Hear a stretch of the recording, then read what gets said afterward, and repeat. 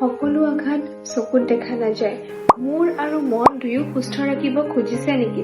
Mental health nurse হওক, depression, anxiety, trauma, addiction বা আন যিবোৰ মানসিক ৰোগ থাকে, এইবোৰৰ মাজত ৰোগীসকলক সহায় কৰক।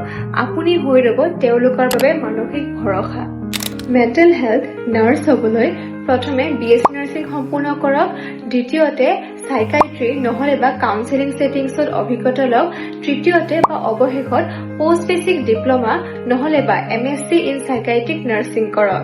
ভাৰতত এগৰাকী মেণ্টেল হেল্থ নাৰ্ছৰ দৰমহা প্ৰতি মাহে 25,000 পৰা 60,000 টকা উপাৰ্জন কৰিব পাৰে আৰু বিদেশত যেনে UK, কেনেডা, অষ্ট্ৰেলিয়াত প্ৰতি মাহে 80,000 টকাৰ পৰা 1.5 লাখ টকা পৰ্যন্ত আপুনি উপাৰ্জন কৰিব পাৰে।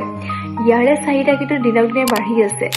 মেণ্টেল হেল্থ নাৰ্ছ হ'বলৈ এইটো কথা মনত ৰখা উচিত যে এইটো কেৱল চাকৰিয়ে নহয়, এইটো হৈছে এখন কলিং। ফ'ল' কৰক নাৰ্ছিং শালা, মানসিক যত্নক কেন্দ্ৰ কৰি নাৰ্ছিং পেছা জানিবলৈ।